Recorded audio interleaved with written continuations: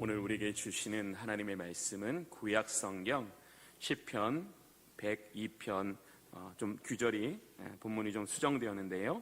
시편 102편 1절부터 20절까지의 말씀입니다. 구약 성경 876페이지 시편 102편은 그대로고요. 우리 1절부터 20절까지의 말씀을 함께 보시겠습니다.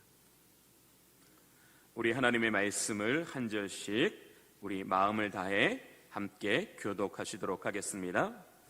여호와여, 내 기도를 들으시고 나의 부르짖음을 주께 상달하게 하소서.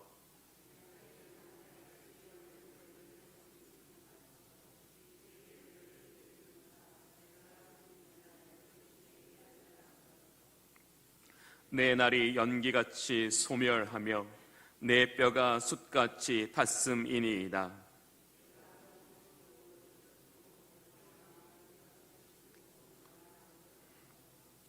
나의 탄식 소리로 말미암아 나의 살이 뼈에 붙었나이다.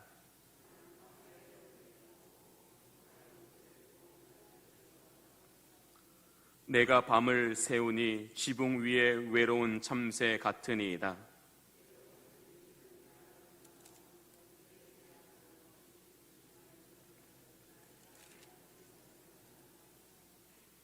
나는 죄를 양식같이 먹으며 나는 눈물 섞인 물을 마셨나이다.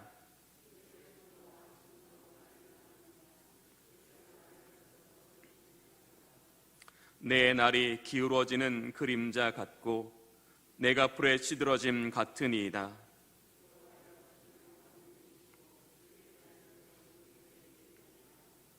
주께서 일어나사 시온을 긍휼히 여기시리니 지금은 그에게 은혜를 베푸실 때라. 정한 기한이 다가오미니이다.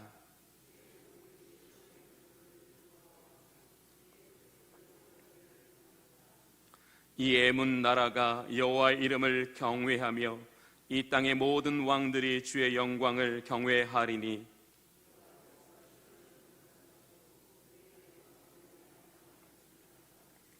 여호와께서 빈궁한 자의 기도를 돌아보시며 그들의 기도를 멸시하지 아니하셨도다.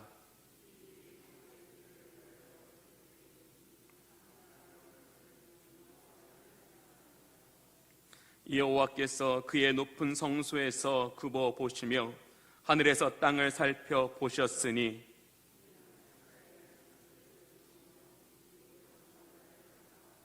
아멘. 목회를 하면서 경험했던 여러 경험 중에 오랜 시간 동안 마음이 무거웠던 기억이 있습니다.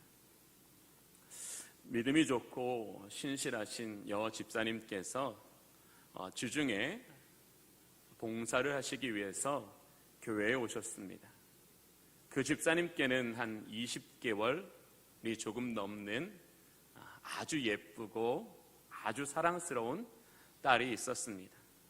딸의 성품이 온순하고 엄마의 말을 잘 듣는 아이라 염려 없이 이 교회에 봉사하는데 딸을 데리고 오셨습니다. 어머니가 봉사하는 중에 딸은 엄마 옆에서 멀리 떨어지지도 않고 또 보채지도 않아 이 집사님은 봉사의 일을 하는데 그냥 전심으로 그 일에 집중해서 그것을 해내셨습니다. 조금 후에 아이의 비명이 들렸습니다. 커피를 마시기 위해서 물을 끓이던 이 전기포트, 물론 커피를 다 마시고 어느 정도의 물이 식어져 있었지만 그 아이가 그 커피포트의 줄을 잡아당겨서 그 커피포트 안에 있었던 뜨거운 물이 아이의 몸에 왈칵 쏟아지게 되었습니다. 놀란 집사님과 성도님들은 아이를 급히 바로 옆에 주방이 있었는데요, 그 주방에 데려가서 막 아이의 온몸에 찬물을 끼얹으면서 아이의 어떤 그런 열을 식히려고 했습니다. 놀란 그 집사님은 어떻게 하든지 이 아이의 옷을 빨리 벗겨야 아이에게 어떤 그런 열이 더 가지 않을 것 같아서 이 아이의 옷을 벗기기 위해서 여념이 없었는데 이 아이의 옷을 벗기면서 동시에 아이의 살이 같이 뜯어져 나왔던 겁니다. 급히 119를 불러서 근처 좋은 화상병원에 정말 빠른 시간에 이송을 하였지만 의사는 그 어머니를 향해서 차라리 이 아이의 옷을 벗기지 않았더라면 화상의 정도나 화상의 부위가 작았을 거라고 이야기를 했습니다. 어머니의 심정이 어땠을까요? 자신의 잘못인 것 같아서 하염없이 눈물을 흘리는 거예요. 어떻게 자신의 사랑스러운 딸에게 이런 아픔을 줄 수 있었는가? 자기가 너무 원망스러운 거예요. 그런데 그때에 함께 모여있던 어떤 분들도 이 화상에 대한 응급치료법을 잘 알지 못해서 그냥 허둥지둥하고 아이에게 찬물만 이렇게 끼얹지 더 좋은 응급처치를 할 수 없었던 기억이 있습니다. 이 아이가 화상을 다 치료하는데 한 3, 4년 걸렸던 것 같아요. 그래서 저도 이 아이를 위해서 3, 4년 동안 계속 함께 기도했던 기억이 있으면서도 그 아이를 생각할 때마다 우리가 정말 이 위기를 대처할 수 있는 능력을 가지고 있다라면, 응급한 상황을 지혜롭게 헤쳐나갈 수 있는 지혜가 있었다면 우리의 인생은 얼마나 좋을까라는 생각을 해본 적이 있습니다. 어떤 사람이든 위기가 없는 사람은 없습니다. 우리가 애플이라는 이 회사의 이름은 정말 아이도 아는 회사 이름 아닙니까? 그 애플을 창업했던 스티브 잡스라는 사람도요, 그가 30대 초반에 자기가 창업한 애플이라는 회사에서 퇴출당하는 수모와 위기를 겪어야만 했습니다.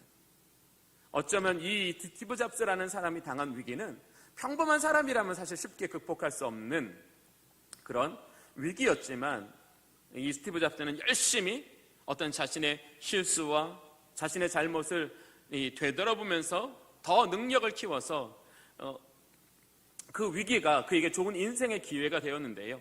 그가 다시 이 애플의 사장으로 들어갔을 때에는 이 아이팟이라고 하는데요, 이 음악을 들을 수 있는 MP3 플레이어에서 전원 버튼을 없애는 것과 이 배터리를 갈아 끼우지도 않은 배터리 일체형의 이 아이팟이라는 이 획기적인 이 음악 재생 어떤 기기를 만들어서 이걸로 인해서 이 애플이라는 회사의 주가가 급격하게 올라가서 지금의 큰 회사를 이룰 수 있는 발판이 되었습니다.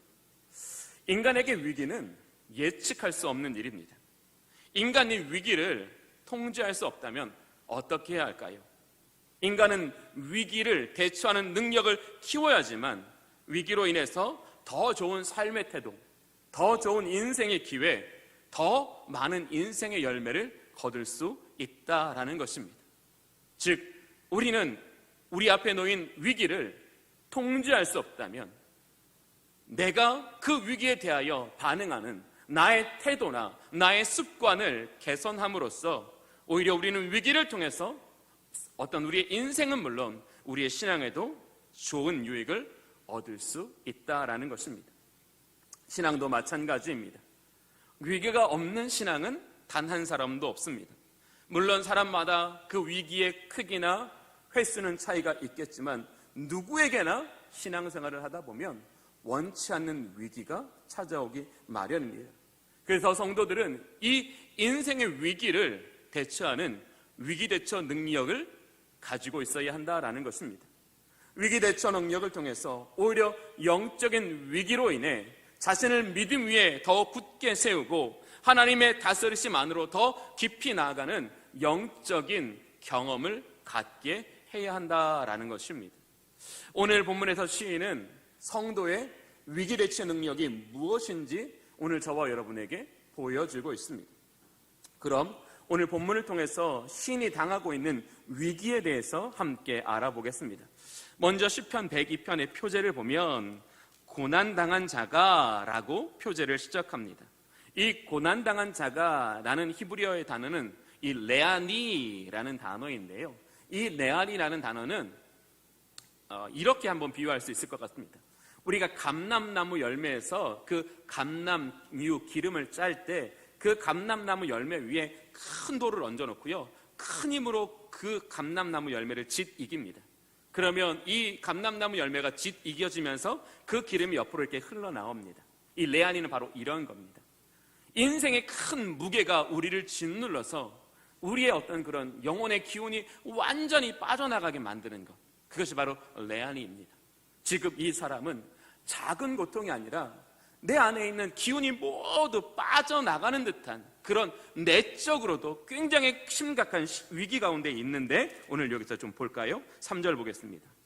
내 날이 연기같이 소멸하며 자신의 인생이 아무런 흔적도 없이 사라지는 것 같은 그런 허무함에 놓여 있다라는 겁니다.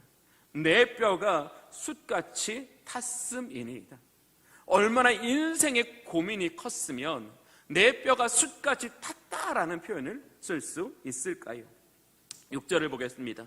나는 광야의 올빼미 같고 황폐한 곳에 부엉이같이 되었사오며, 그가 가지고 있는 인생의 무게와 그 인간적인 고통이 얼마나 컸으면 잠들지 못할 줄. 이 부엉이는 이게 밤에 깨어 있는 거잖아요. 즉 얼마나 인생의 무게가 무거웠으면 잠을 들지 못할 만큼 밤을 새우도록 잠들지 못하는 인생의 괴로움 가운데 있다라고 말하고요. 8절 보겠습니다. 내 원수들이 종일 나를 비방하며 내게 대항하여 미칠 듯이 날뛰는 자들이 나를 가리켜 맹세하나이다. 너에게는 희망이 없다. 너에게는 구원자가 없다. 너는 반드시 망할 것이다. 어쩌면 이 시인이 당하고 있는 고난은 쉬운 고난이 아니라 정말로 자신의 힘으로는 도저히 해결할 수 없는 인생의 위기였을 것입니다. 또 여기 본문에 보시면, 표지에 보시면 마음이 상하여 라는 것은 인간의 어떤 고통을 촉발시키는 어떤 외부적인 위기를 말하는 것입니다. 즉 오늘 이 8절의 말씀처럼 그를 둘러싼 그의 원수들이 종일토록 그를 조롱하고 그를 비방하고 그를 저주함으로써 힘을 낼래야 힘을 낼 수 없는 그 인생의 한계점에 지금 도달해 있다라는 것을 보여주고 있습니다. 우리가 이런 인생의 무거운 고난과 위기 앞에 놓이면 인간에게는 세 가지 쓴뿌리가 나옵니다. 첫 번째 쓴뿌리는 뭐냐면 상황을 부정적으로 보는 쓴뿌리입니다.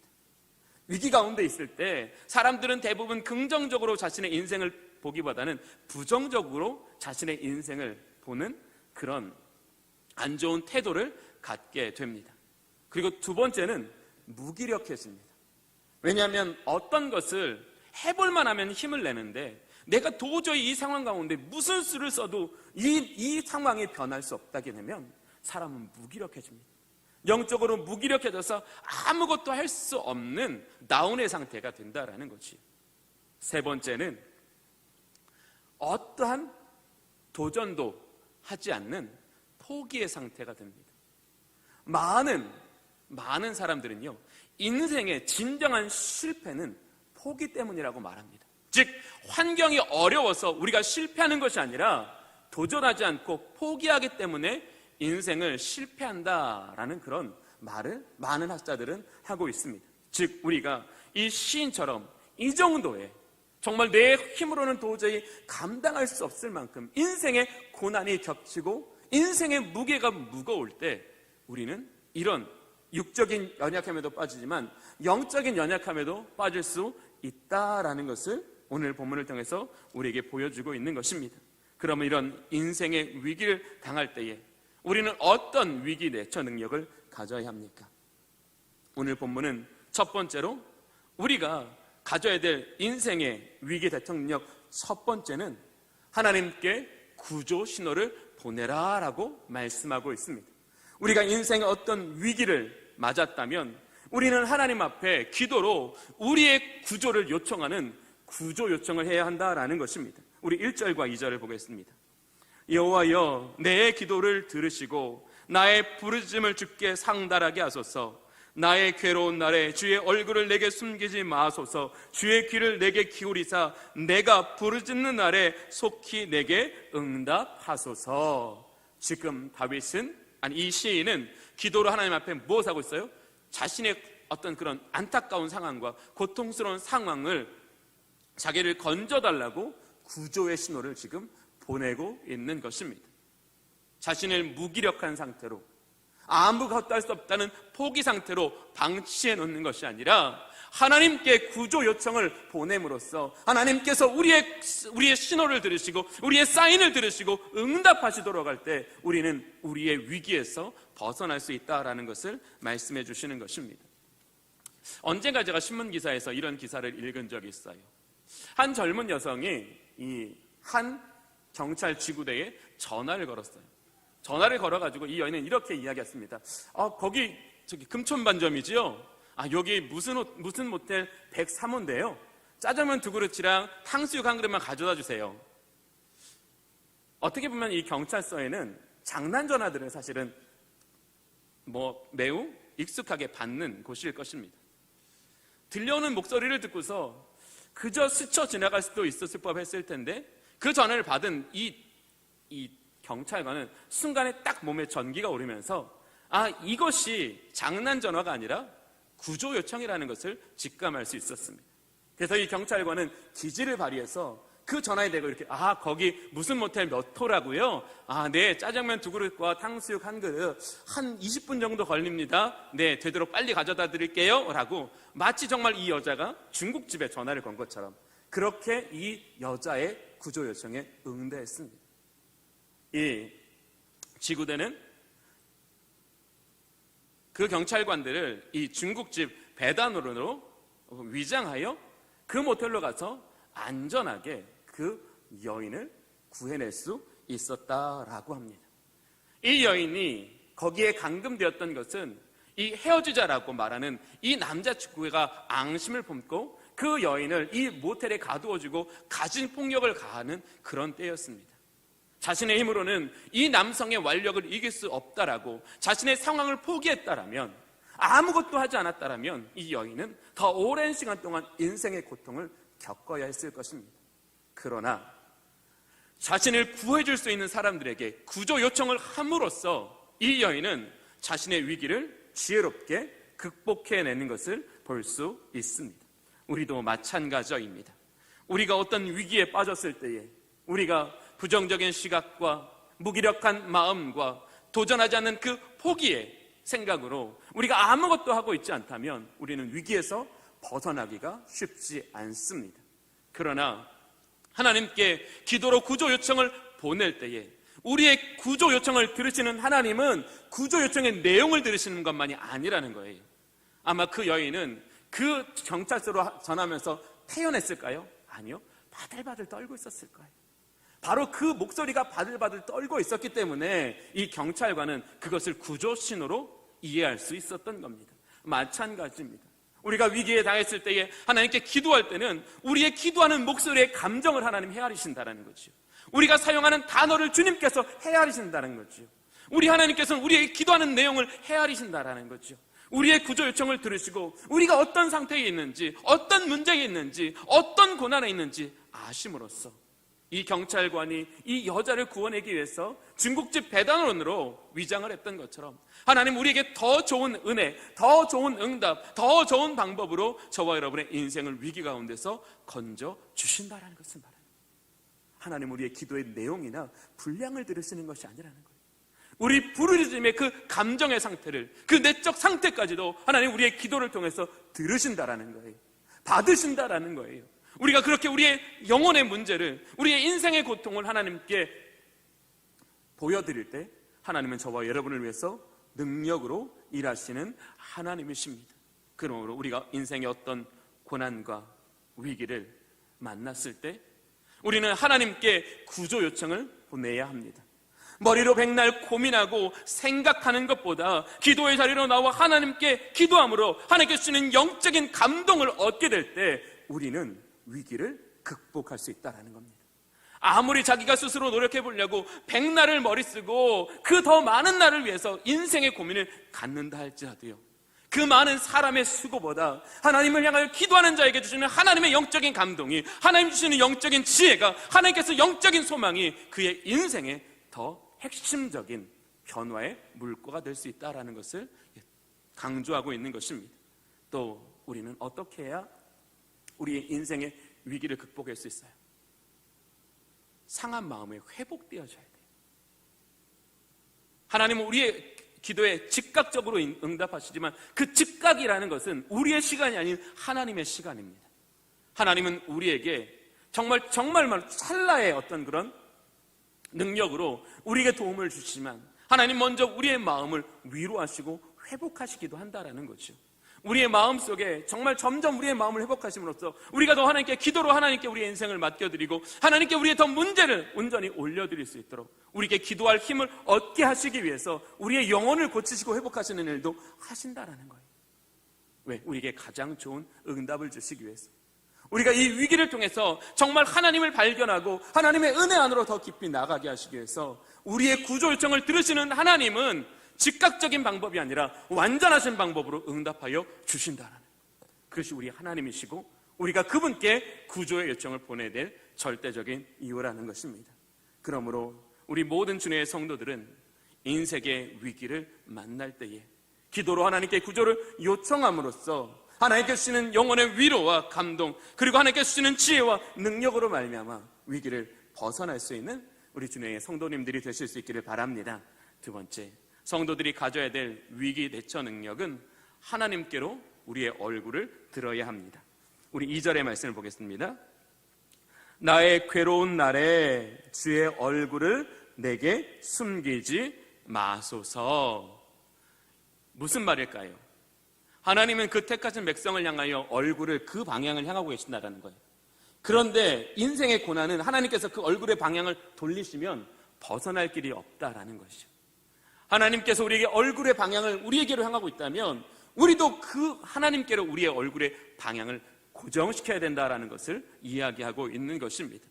문제를 해결하기 위해 급급하여 하나님의 얼굴을 구하지 아니하고 하나님과 다른 방향에 섰을 때에 우리는 하나님께로부터 지혜를 얻지 못하고 하나님께로부터 도움을 얻지 못하는 것을 의미하는 것입니다. 인생의 위기를 만났을 때에 우리가 해야 될 위기 대처 능력은 우리를 바라보고 계시는 그 하나님께 우리도 우리의 얼굴을 그분께 향함으로써 우리가 하나님과 정말로 깊이 영적으로 관계를 맺는 그런 관계성을 회복해야 한다라는 것을 시인은 우리에게 이야기하고 있는 것입니다. 이스라엘 민족이 가나안에 들어가는 정복 전쟁 가운데 실패한 적이 없습니다. 딱 한 번 실패한 적이 있습니다. 딱 한 번. 아시는 분은 아시겠지만 아이성 전투였습니다. 여호수아는 이 아이성 전투를 앞두고 정탐꾼을 보내 아이성을 정탐했습니다. 정탐하고 돌아온 이 정탐꾼들은 그들의 수가 많지 않아 보이자 우리가 가진 능력으로도 충분히 이 사람들을 이길 수 있다라고 이 여호수아에게 한 3,000명쯤 가면 되겠습니다 라고 그렇게 보고하였습니다. 이 사람들은 이제껏 자신들이 이 전쟁에서 이긴 게 자신의 능력이라고 착각하고 있었던 거예요. 자기들이 이 여러 번의 전쟁을 치르면서 전쟁에 능한 자가 됐다라고 착각하고 있는 거예요. 우리가 알고 있다시피 모든 이스라엘 민족이 가나안에 들어가는 정복 전쟁은 하나님의 권능으로 이긴 겁니다. 하나님의 능력이 그들을 이기게 하여 주신 것입니다. 그렇게 그들은 우리가 이길 힘이 나에게 있지 않고 하나님께 있다라는 것을 인정하고 그분의 능력을 붙잡아야 하는데 우리의 어리석음과 교만은 그 하나님의 능력이 아닌 자신의 능력을 의지하고 있었기 때문에 이 이스라엘 민족은 아이성 전투에서 크게 패배하여 인생의 쓰라린 고통을 깊이 맛봐야 했습니다. 즉 이스라엘 민족은 비록 패배하였을지라도 이스라엘은 분명히 깨달았을 것입니다. 나의 힘으로는 이길 수 있는 것이 하나도 없구나. 나의 힘으로는 되는 것이 하나도 없구나. 내가 진정으로 이기는 길은 하나님의 능력을 붙잡는 거구나. 내가 진정으로 이기는 길은 하나님이 우리를 위하여 일하시는 것이구나 라는 것을 깨닫게 되었다라는 것입니다. 또 반대의 경우도 있습니다. 하나님께서 꿈을 주신 요셉은 그 꿈을 향하여 나아가는 과정 속에 수없이 많은 인생의 위기를 겪어야만 했습니다. 그런데 이 요셉에게는요, 위기만 있었던 게 아니에요. 기회도 있었어요. 즉, 이 환관장의 꿈을 해석해 주면서 그는 바로 앞에 설 수 있는 기회, 그 어떤 인생의 전환점을 맞을 수 있는 기회를 얻을 수 있었지요. 그러나 그는 그 인생의 좋은 기회에서 자기 출세를 위한 기회로 삼지 않고요, 하나님의 비전을 이루는 기회로 삼았다라는 겁니다. 즉 그는 자신 앞에 세상적인 기회보다는 하나님의 능력을 붙잡았다는 거죠. 하나님의 능력을 붙잡고 믿음으로 끝까지 하나님의 비전을 따라 향하여 나아갈 때에 하나님은 그를 권능으로 붙들어 주셨습니다. 하나님의 전능하심은 그를 어떤 위기 속에도 반드시 지켜보아여 주셨다라는 것입니다. 성경에는 분명한 두 가지를 비교하고 있습니다. 우리는 여호와 하나님께로 얼굴을 향하여 그분의 능력이 우리를 다스리시고 그분의 능력이 우리를 도와주시고 그분의 능력이 우리를 위하여 싸워주실 때만 우리의 위기가 해결된다라는 것을 성경을 통해서 보여주고 계시는 것입니다. 오늘 우리 사랑하는 주님의 성도 여러분, 여러분의 인생 가운데 해결되지 않는 문제가 있습니까? 여러분의 삶의 방향을 점검해 보실 수 있기를 원합니다. 우리는 그분의 얼굴만 바라보고 있습니까? 아니면 그분의 얼굴이 아닌 다른 것과 교차해서 바라보고 계십니까? 그분의 얼굴을 구하십시오. 오늘 왜 여기서 시인은 내게 얼굴을 숨기지 마소서라고 말합니까? 하나님께서 그 얼굴을 향하시는 방향으로 하나님의 사랑이 임하시기 때문에 그렇습니다. 하나님의 능력이 임하시기 때문입니다. 하나님의 구원이 임하시기 때문에 하나님이여 내게 그 얼굴을 가리지 마소서라고 강조하는 겁니다. 오늘 우리도 마찬가지입니다. 하나님의 얼굴이 우리를 향할 때에, 그리고 우리의 얼굴도 하나님을 향할 때에 우리는 인생의 위기를 해서 건짐을 받을 수 있다라는 것입니다. 2017년 7월쯤에요 한 부모가 어린아이 하나를 안고 급히 경찰서로 달려 들어왔습니다. 경찰관이 딱 보니까 이 아이가 숨도 제대로 쉬지 않고 이 손과 발에 온 힘이 빠져서 이렇게 축 늘어져 있는 상태. 누가 봐도 이 아이의 생명이 위급한 상황이었다라는 거지.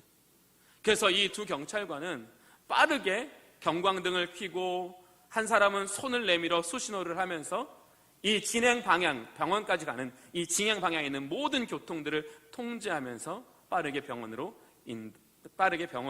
이송할 수 있었습니다. 이 원래 그 사람의 집에, 부모의 집에서 이 분당 서울대병원까지는 30분 정도 걸리고요. 이 파출소에서도 거의 그 정도의 시간이 걸린다고 합니다. 그런데 이 경찰관들이 이 아이를 이송하는 데 걸리는 시간은 10분이 채 되지 않았다고 합니다. 그 아이의 인생을, 생명을 살릴 수 있는 이 골든 타임 안에 그 아이가 이송되어졌으므로 그 다음날 새벽에 아이는 건강하게 태어날 수 있다고 합니다. 만약 그 아이의 부모가 자신의 자가용으로 아이를 병원에 이송하려고 했다면 아마 그들이 생각하는 그 시간만큼 걸려서 아이가 소생할 수 있는 확률은 점점 줄어들었을 겁니다. 그러나 정말로 교통을 통제할 수 있고 모든 상황을 주도할 수 있는 경찰관에게 달려갔기 때문에 그는 더 빠른 시간 내에 아이의 생명을 위기에서 건져낼 수 있었다라는 거지요. 우리도 마찬가지입니다. 하나님께 가지고 나오시기를 바랍니다. 모든 만물의 창조주시며 모든 것들을 그 능력으로 다스리시는 하나님께 가지고 나오시기를 바랍니다. 하나님께 가지고 나올 때 하나님은 가장 좋은 방법으로 우리의 인생의 문제도 우리의 인생의 위기도 해결하여 주신다라는 것을 보여주고 계시는 것입니다. 혹시 여러분은 내가 할 거 다 하다가 혹시 골든타임을 놓치시고 하나님께 가지고 나오지는 않으십니까?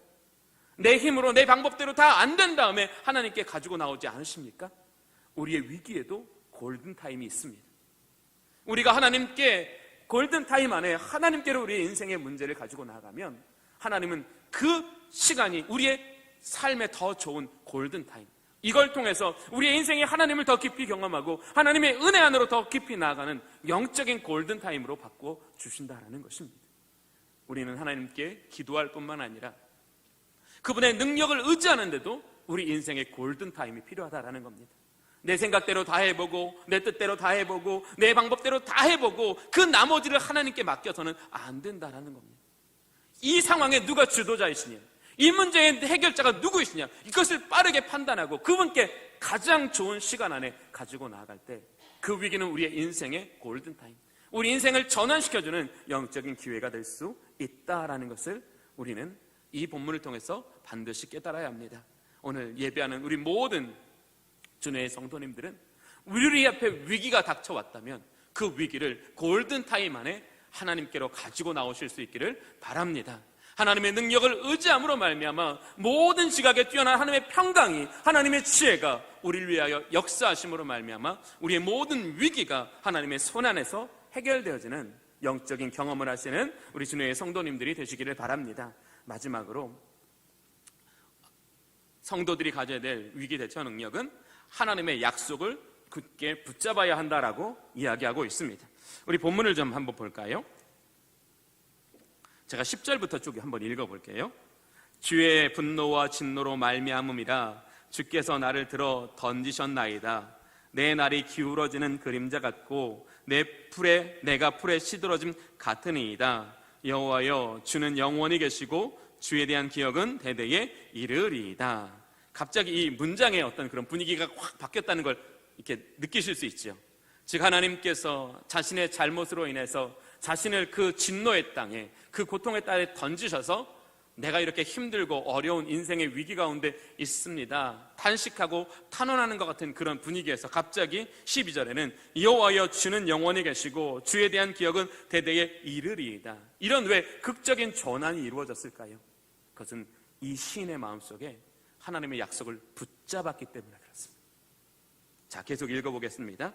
주께서 일어나사 시온을 긍휼히 여기시리니 지금은 그에게 은혜를 베푸실 때라 정한 기한이 다가옴이니이다. 주의 종들이 시온의 돌들을 즐거워하며 그의 티끌도 은혜를 받았나이다. 시온을 긍휼히 여기시리라는 건 뭐예요? 하나님께서 이제 스룹바벨과 느헤미야를 통하여 이제 예루살렘으로 그들을 그 포로에서 귀환하심으로써 그 땅에 하나님의 성전을 세우시고 그 민족을 부흥케 하시는 날, 그것을 바로 시온을 긍휼히 여기시는 하나님의 행동이라고 말하고 있고요.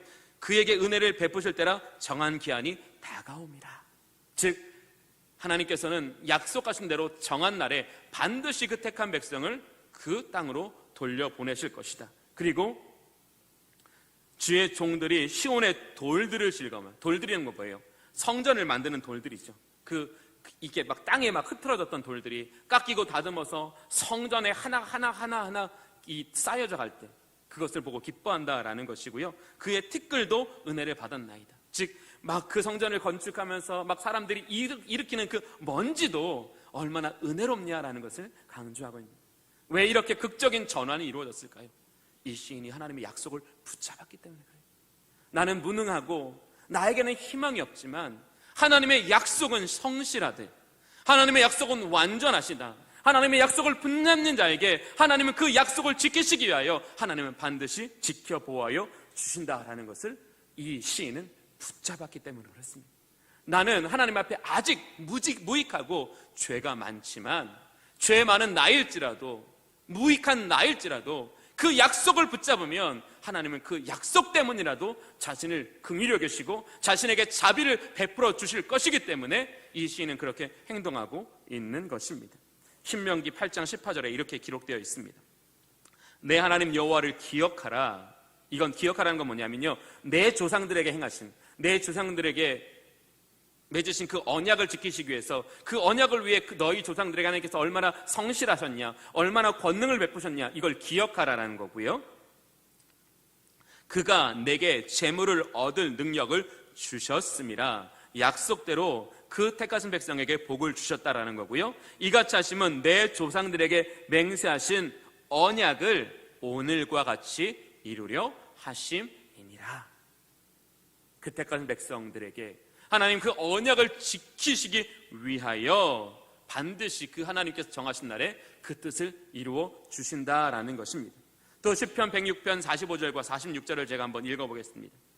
그들을 위하여 그의 언약을 기억하시고 그 크신 인자하심을 따라 뜻을 돌이키사 그들을 사로잡은 모든 자에게서 긍휼히 여김을 받게 하셨도다 라고 기록하고 있습니다. 그 택하신 백성이 하나님의 약속을 붙잡을 때 하나님은 그들을 긍휼히 여겨주신다는 거예요. 또 그 사람들에게 긍휼을 얻게까지 하심으로 그들의 인생의 위기를 벗어나게 하신다라고 말씀하여 주십니다. 즉 우리는 다윗을 기억해야 합니다. 다윗은 늘 어떻게 해요? 환난 가운데 있을 때 주여 주는 약속에 신실하신 하나님이라, 나는 주님께서 약속에 신실하신 하나님이신 줄로 믿고 죄를 저지르지 아니하였으며 공의를 행하였고 하나님의 말씀에 순종하였습니다. 하나님은 의로운 사람에게 반드시 구원을 베푸시는 하나님이라는 사실을 믿었기 때문에 또 그 약속을 신뢰했기 때문에 그 약속을 붙잡아 다윗은 하나님 앞에 그릇 행하여 범죄하지 아니하였으므로 매번마다 인생의 위기 때마다 하나님 앞에 구원을 얻을 수 있었다라는 것을 그의 인생의 경험을 통해서 시편에서 얼마나 많이 반복하고 있습니까? 사랑하는 교우 여러분, 성도들이 가져야 될 위기 대처 능력 세 번째는 하나님의 약속을 붙잡는 겁니다. 그 하나님의 약속을 붙잡을 때 약속에 성실하신 하나님은 그 약속 때문이라도 우리에게 긍휼을 베푸시고 긍휼을 입게 하시는 하나님이시라는 거예요. 그 뜻을 돌이키시는 하나님이라는 거예요. 그 정한 기한을 우리에게 이루어 주시는 하나님이시라는 것을 말하는 거예요.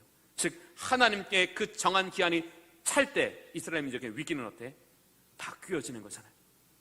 그들은 위기에서 벗어나 새롭게 지어지는 성전을 통해서 하나님을 영화롭게 하며 하나님의 거룩한 백성으로서 새로운 인생의 출발을 맞게 될 수 있었던 것입니다. 오늘 우리는 본문을 꼭 기억하시기 원합니다. 우리가 인생의 위기를 내 힘으로 내 지혜로 어찌할 수 없다면 우리는 이 위기 앞에 영적인 대처 능력을 가져야 합니다. 그 영적인 대처 능력 첫 번째는 하나님께 구조를 요청하는 것입니다. 두 번째, 우리의 얼굴을 여호와 하나님께로 향함으로써 여호와 하나님의 그 능력이 우리 안에 임하시도록 우리를 도우시도록 해야 한다는 것. 세 번째, 그 언약에 신실하신 하나님이심을 믿으며 우리가 그 언약을 붙잡음으로써 하나님이 그 언약을 이루시기 위해 우리의 인생도 보호하시고 우리의 인생도 도우시는 경험을 해야 한다고 말씀하십니다. 언제 닥쳐올 수 없는, 닥쳐올지 모르는 인생의 위기 앞에 우리 모든 주님의 성도님들은 이 시인처럼 위기를 대처하는 능력을 갖게 됨으로써 위기 상황 속에도 하나님이 주시는 은총과 하나님 주시는 능력으로 말미암아 위기가 은혜의 날로 변화되어지는 복을 누리는 우리 주님의 성도님들이 되실 수 있기를 바랍니다.